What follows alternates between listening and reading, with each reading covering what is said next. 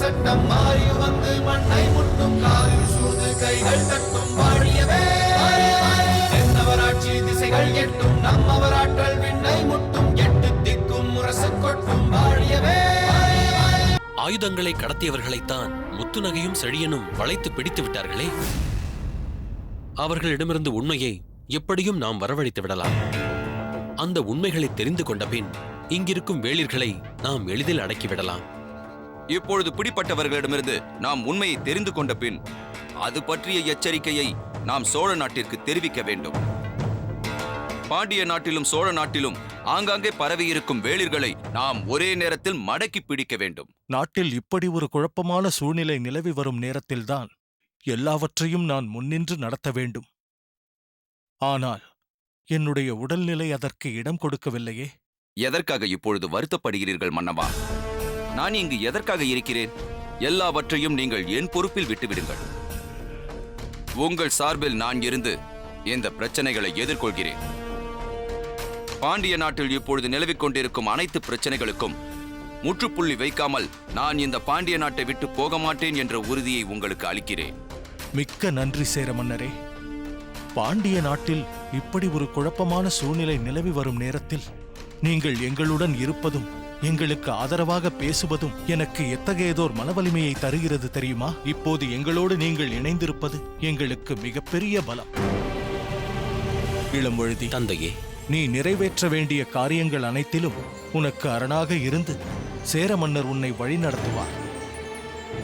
என் ஸ்தானத்தில் இருந்து அவர் கூறும் ஆலோசனைகளும் வழிகாட்டுதல்களும் உனக்கு உதவும். தங்களது ஆணைப்படியே நடந்து கொள்கிறேன் தந்தையே.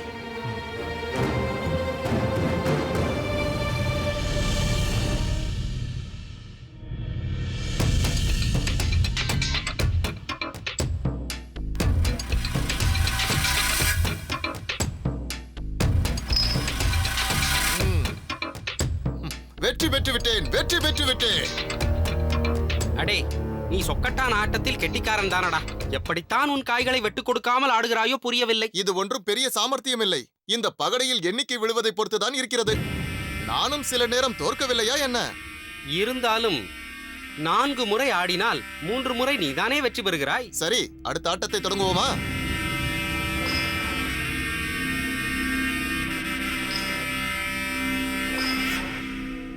என்ன சொக்கட்டான் ஆட்டமா?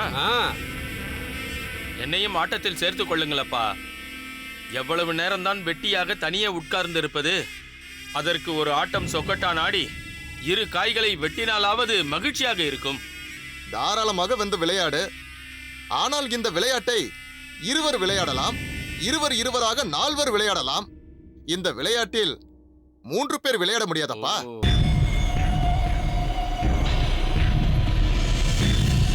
முகத்தில் முக்காடு போட்டுக்கொண்டு எப்போதும் தனியாக உட்கார்ந்து கொண்டிருக்கிறானே, இவனை அழைத்துக் கொள்வோம். இவனை நான் சண்பகத்தீவில் பார்த்ததாகவே நினைவில்லையே. அது மிகப்பெரிய தீவு. இந்த பக்கத்தில் இருப்பவர்களுக்கு அந்த பக்கம் இருப்பவர்களை எப்படி தெரியும்? ஆபத்து நேரத்தில் ஒன்று சேரும் போதுதான் பார்த்துக் கொள்ள முடியும். தன் கண் முன்னால் குடும்பமே அழிந்ததை பார்த்து பிரம்மை பிடித்தவன் போல் இருக்கிறானே, இவன் மனதை மாற்றுவது நல்லது. அதுவும் சரிதான். வா, அருகில் சென்று அழைப்போம். ஏனப்பா, நீ எவ்வளவு நாட்களுக்குத்தான் இப்படியே இருப்பாய்?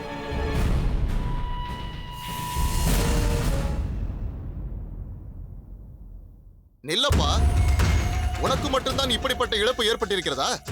எங்கள் நிலை என்னவென்று உனக்கு தெரியுமா?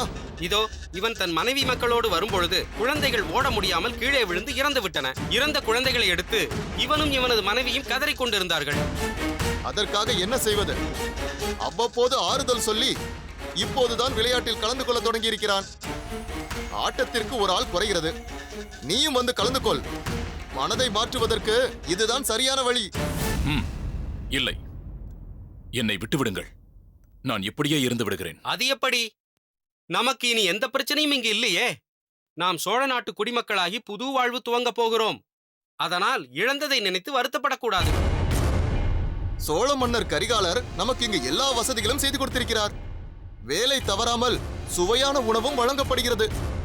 சோழ நாட்டின் நெசவாளிகள் நம்மால் விலை கொடுத்து வாங்க முடியாத உயர்ந்த ஆடைகளை அன்பளிப்பாகவே கொண்டு வந்து கொடுக்கிறார்கள்.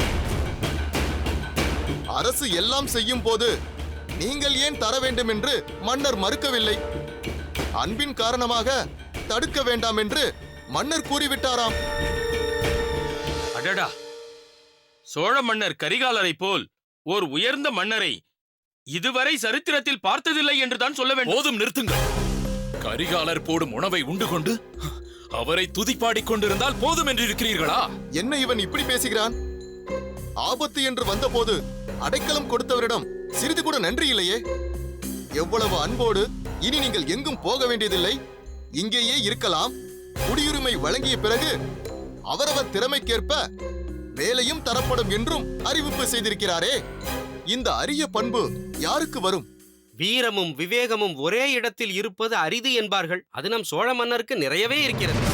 ஏன், அவருக்கு சம்பந்தியாகிவிட்ட பெருவழுதி பாண்டியனார் கூட போரில்லாத அமைதி பூங்காவாக நாட்டை உருவாக்கிவிட்டார். சேர மன்னர் சேரலாதர் சோழ நாட்டிற்கு நட்பு முறையில் வந்துவிட்டு இப்போது பாண்டிய நாட்டிற்கு சென்றிருக்கிறார். மூவேந்தர்களை பொறுத்தவரை இப்பொழுது ஒற்றுமையாகவே இருக்கிறார்கள். ஆனால் இந்த வேளிர்கள் தான் எப்போதும் சூழ்ச்சிகள் செய்து கொண்டு மூவேந்தரோடும் போராடிக் கொண்டு தங்கள் வாழ்வை தாங்களே வீணாக்கிக் கொள்கிறார்கள். நாம் கூட சண்பகத்தீவில் இருந்தபோது அரையும் குறையுமாக விஷயத்தை கேட்டுவிட்டு கரிகாலரை பற்றி தவறாக நினைத்தோமே. வேளிர்கள் போராட்டம் சரிதான் என்றும் கரிகாலர் சாம்ராஜ்ய வெறி பிடித்தவர் என்றும் பேசிக்கொண்டோமே. ஆனால் இங்கு வந்து பார்த்த பிறகுதானே உண்மை தெரிகிறது. மற்றவர்களிடம் பேசும்போதுதானே உண்மை நமக்கு புரிகிறது. வேளிர்கள் அந்த அளவிற்கு வெறி பிடித்தவர்கள் போல் அகங்காரமாக நடந்து கொண்டதற்கு யார் காரணம் என்று உங்களுக்கு தெரியுமா? எல்லாவற்றிற்கும் காரணம் அந்த இருங்கோவேல் என்பவன்தான். அந்த நயவஞ்சக நரி காட்டிலே மறைந்து வாழ்ந்து ரகசியமாக படை திரட்டி கரிகாலர் மீதே தாக்குதல் நடத்துவதற்கு திட்டமிட்டிருக்கிறான். ஆனால் ஒரு பெண் பிள்ளை அந்த சதியை முறியடித்து அந்த இருங்கோவேலையும் எரித்து விட்டாள். என்னடா சொன்னாய்? எங்கள் இருங்கோ வேளையா நயவஞ்சக நரி என்றாய். ஒரு பெண் அவரை எரித்தாளா? அதே நெருப்பில் அந்த கரிகாலனையும் வீசி எறிந்து எரிக்காமல் நாங்கள் ஓய மாட்டோம். என் தலைவனை பழித்து பேசிய நீ இனி உயிரோடவே இருக்கக்கூடாது.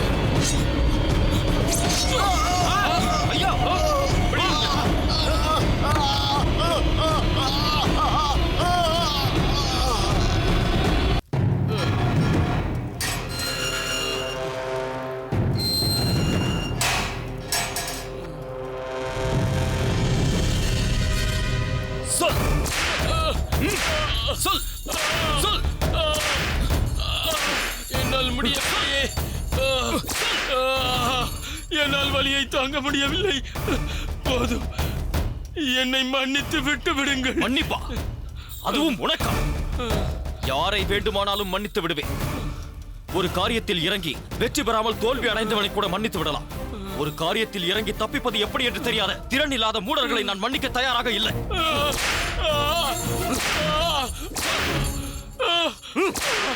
சொல். இல்லை, நடந்த உண்மைகள் எல்லாவற்றையும் சொல்லிவிடு. உனக்கு இங்கு யாரெல்லாம் உதவினார்கள்? ஆயுதம் வாங்குவதற்கு துணை புரிந்தவர்கள் யார்? நடந்த எல்லாவற்றையும் என்னிடம் சொல்லித்தான் ஆக வேண்டும். நான் சொல்ல மாட்டேன், நான் சொல்ல மாட்டேன். எனக்கு உதவியவர்கள் யாரையும் நான் காட்டிக் கொடுக்க மாட்டேன். அந்த நம்பிக்கை துரோகத்தை நான் செய்ய மாட்டேன். சொல்ல வேண்டும். நான் செய்ய உனக்கு மாட்டேன். தெரிந்த அனைத்து உண்மைகளையும் நீ சொல்லித்தான் ஆக வேண்டும். உனக்கு உதவியவர்கள் யார் என்று நீ காட்டிக் கொடுக்க வேண்டும்.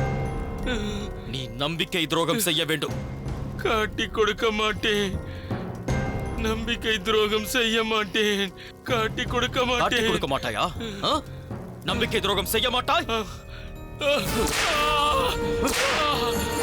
உண்மையை சொல். சொல். மாட்டேன், மாட்டேன். காட்டிக் கொடுக்க மாட்டேன். மாட்டேன், மாட்டேன். சொல். உண்மையை சொல். தெரியாது, எனக்கு எதுவும் தெரியாது. நை மணிமாறா, நிறுத்து.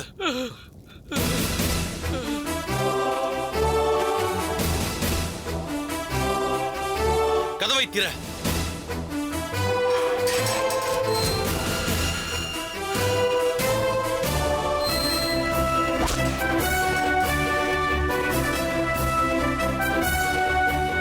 இவனை விசாரித்து உண்மையை வரவழைக்கும் உரிமையை உனக்கு யார் கொடுத்தது?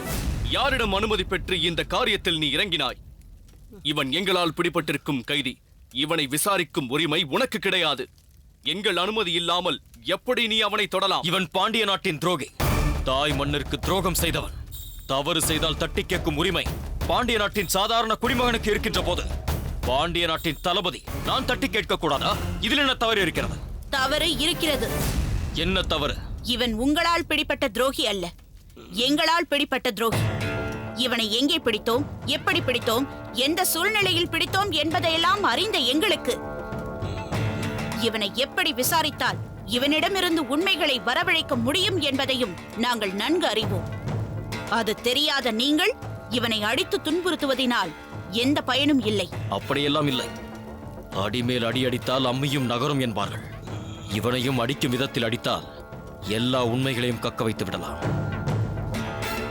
உண்மையை சொல். மணிமாறன், நிறுத்துங்கள். முதலில் நீங்கள் இங்கிருந்து செல்லுங்கள். அப்போதுதான் நாங்கள் மேற்கொண்டு இவனிடம் விசாரணையை ஆரம்பிக்க முடியும். விழுந்த அடியெல்லாம் உனக்கு நினைவில் இருக்கிறதல்லவா? இவர்களிடமாவது உண்மையை சொல்.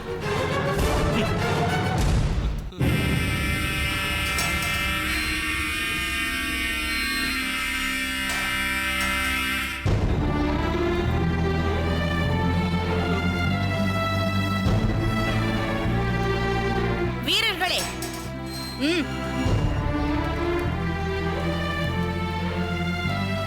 கூறுங்க. இவர் கட்டுகளை அவிழ்த்து அழைத்துச் செல்லுங்கள். சரி.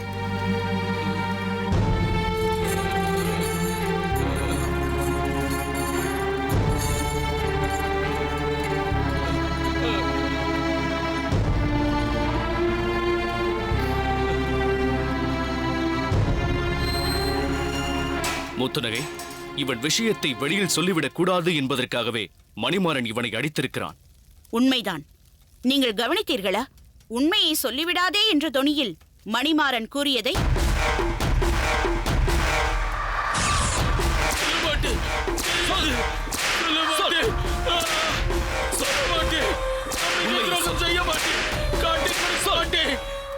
நடந்த உண்மைகள் எல்லாவற்றையும் சொல்லிவிடு. அவமானம், அவமானம்! சோழ நாடு வந்தாரை வாழ வைக்கும் நாடு என்ற புகழுக்கே இன்று அவமானம். அடைக்கலமாக வந்தவர்களை அபயமளித்து காப்பது போல் வரவேற்று அழித்துவிடும் நாடு சோழ நாடு என்றல்லவா இனி பேசுவார்கள்?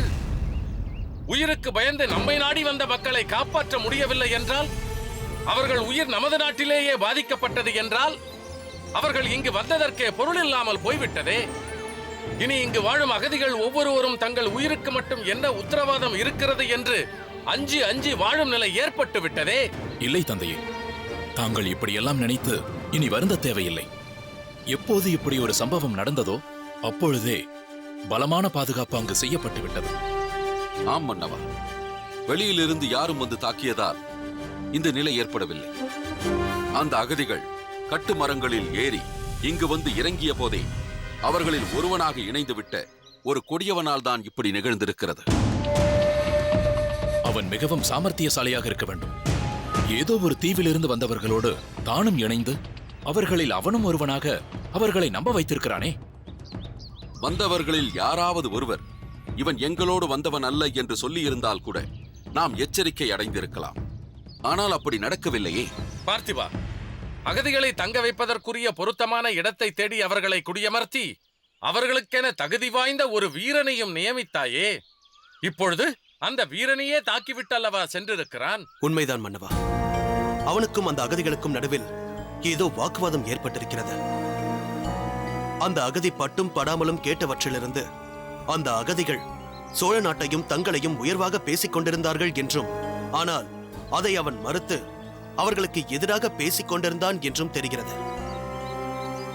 அப்போது வாக்குவாதம் வளர்ந்து அவன் திடீரென பாய்ந்து தன்னிடம் இருந்த கட்டாரியால் அவர்களில் ஒரு அகதியை தாக்கி கொன்றுவிட்டு ஓடியிருக்கிறான். மற்றவர்கள் அதை தடுக்க குறுக்கிட்ட போது அவர்களையும் தாக்கியிருக்கிறான். பலமாக அடிபட்ட அந்த அகதி படுகாயத்தோடு மருத்துவரின் பாதுகாப்பில் இருக்கிறார். அந்த அகதி மூலம்தான் இதையெல்லாம் தெரிந்து கொள்ள முடிந்தது. பார்த்திவா, நீ அகதிகளை குடியமர்த்திய பொழுது ஒவ்வொருவரையும் கூர்ந்து கவனித்திருப்பாயே. அவர்களோடு பொருந்தாத ஒருவனாக அவன் இருந்தது உனக்கு தெரியவில்லையா? என்னை அடுத்து விருமனை பார்த்திருப்பது நீதானே. நீ அவனை கவனித்திருந்தால் எளிதாக அடையாளம் கண்டிருக்கலாம். அவர்கள் எல்லோருமே பாதிக்கப்பட்டவர்கள் என்பதால் யாரிடமும் எதையும் துருவி துருவி கேட்க முடியாத நிலை இருந்தது. ஆனால் அத்தனை பேருக்கு நடுவிலும் அவன் மட்டும் சற்று வித்தியாசமாக இருப்பதை நான் கவனிக்கத்தான் செய்தேன். அருகே சென்று விசாரிக்கவும் முற்பட்டேன். அவன் தன் முகத்தை முழுவதும் மறைத்திருந்ததால் அதை நீக்கச் சொன்னேன். ஆனால் அவன் தன் முகத்தில் விஷப்பூச்சி கடித்ததால் அவன் முகம் பாதிக்கப்பட்டிருப்பதாகவும் அதை பார்த்தால் அதன் பாதிப்பு மற்றவர்களுக்கும் ஏற்படும் என்று கூறினான். அதோடு அந்த நேரத்தில் தாங்கள் அழைத்ததாக கோட்டை தலைவர் வந்து கூறியவுடன் பிறகு அவனை விசாரித்துக் கொள்ளலாம் என்று வந்துவிட்டேன். இப்படித்தான் கன நேரத்தில் சில காரியங்கள் நம் கவனத்திலிருந்து திசை மாறுகின்றன. எங்கே யார் மறைந்திருக்கிறார்கள் என்பதை கண்டுபிடிக்க முடியாமலே போய்விடுகின்றன. நாம் எவ்வளவு எச்சரிக்கையாக இருந்தும் வேளிர்கள் மீண்டும் தலை தூக்க தொடங்கிவிட்டார்கள். பார்த்திவா, அவன் யாராக இருக்க முடியும் என்றாவது உன்னால் கணிக்க முடிகிறதா? மன்னவா, நிச்சயம் அவன் இப்போது கிளைத்திருக்கும் வேளிர் தலைவன் விருமனாகத்தான் இருக்க முடியும். விஜய பூபதியார் சொன்னது போல் அவரை அடுத்து விருமனை பார்த்திருப்பவன் நான் தான். ஆனால் நான் அவன் முகத்தை பார்த்துவிடக் கூடாது என்றுதான் அவன் அப்படி முகத்தை மூடியபடி இருந்திருக்கிறான். அன்று என்னிடமிருந்து தப்பி ஓடியவன் எப்படியோ அகதிகளோடு கலந்திருக்கிறான். அதற்கு எப்போதுதான் விடிவு கிடைக்குமோ தெரியவில்லை. தற்போது பாண்டிய நாட்டில் வேளிர்களின் முயற்சிகள் தடுக்கப்பட்டிருக்கின்றன இளவரசே. இனி சோழ நாட்டிலும் அதை சாதிப்பது எளிதாகிவிடும். வாருங்கள் அமைச்சரே.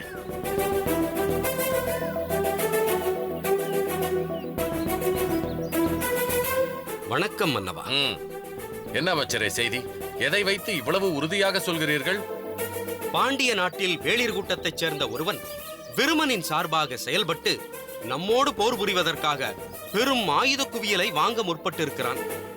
ஆயுதங்கள் கைமாறப் போகும் தருணத்தில் அதை தடுத்து அவனையும் சிறைப்படுத்தி விட்டார்கள். ஆஹா, யார் இதை சாதித்தது? சந்தேகம் என்ன, நம் புலவரின் புதல்வி முத்துநகைதான்.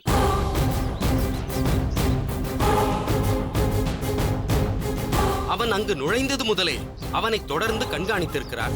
அவன் செய்ய போகும் காரியத்தை கண்டுபிடித்து பொறுமையாக இருந்து செழியனோடு சேர்ந்து அந்த வேளிர் வீரனை கையும் களவுமாக பிடித்திருக்கிறார். பலே, முத்துநகை எங்கு சென்றாலும் அங்கு வெற்றிதான். பார்த்திபன் துணையோடு சேர நாட்டிற்கு சென்று இளம்பழுதியை மீட்டு வந்தாள். செழியன் துணையோடு பாண்டிய நாட்டில் நடந்த சதியை கண்டுபிடித்து சம்பந்தப்பட்டவர்களை சிறைபிடித்து விட்டாள். அங்கு பிடிபட்டவன் விருமனுக்கு நெருக்கமானவன் என்று தெரிகிறது. எப்படியும் வெகு விரைவில் அந்த விருமனுக்கு பின்னால் இருப்பவர்கள் யார் என்று தெரிந்துவிடும். விருமனை பிடித்து விட்டால் போதுமே, எல்லா விவரங்களும் தெரிந்துவிடும். அதற்கு முன்னால் மிக முக்கியமான ஒரு விஷயத்தை கண்டுபிடித்தாக வேண்டும். பார்த்திவா, அந்த பொறுப்பை நீதான் ஏற்க வேண்டும். ஆணையிடுங்கள் மன்னவா. அகதிகளுக்கு நடுவில் இருந்தவன் விருமன் தான் என்பது இப்பொழுது உறுதியாக தெரிகிறது. அகதிகள் அனைவரையும் பரிசோதித்து தானே குடியமர்த்தி இருப்பீர்கள். அப்பொழுது அந்த விருமனிடம் ஆயுதம் இருந்திருந்தால் அன்றே அவன் பிடிபட்டிருப்பானே. ஆக அந்த விருமன் அகதிகளோடு அங்கு சென்று இடம் பிடித்த பிறகுதான் கட்டாரி அவனிடம் கொடுக்கப்பட்டிருக்கிறது. அந்த கட்டாரி யார் மூலம் எப்படி வந்தது என்பதை இன்னும் தீவிரமாக ஆராய்ந்து கண்டுபிடிக்க வேண்டும். அடைக்கலமாக வந்த அகதியின் உயிருக்கு ஆபத்தை ஏற்படுத்திய அந்த கட்டாரி யாரால் எப்பொழுது தரப்பட்டது என்பதை அறிந்தே தீர வேண்டும். ஆணை மன்னவா, விரைவில் அந்த ரகசியத்தை அறிந்து வருகிறேன்.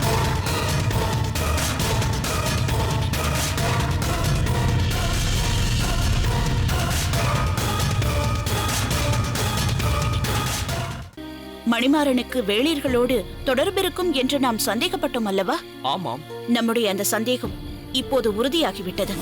தடுங்கள். அடுத்த கணமே உள்ளே சென்று நீங்கள் பிடிபட முடியும். இது போன்று ஜூடோ உத்தியை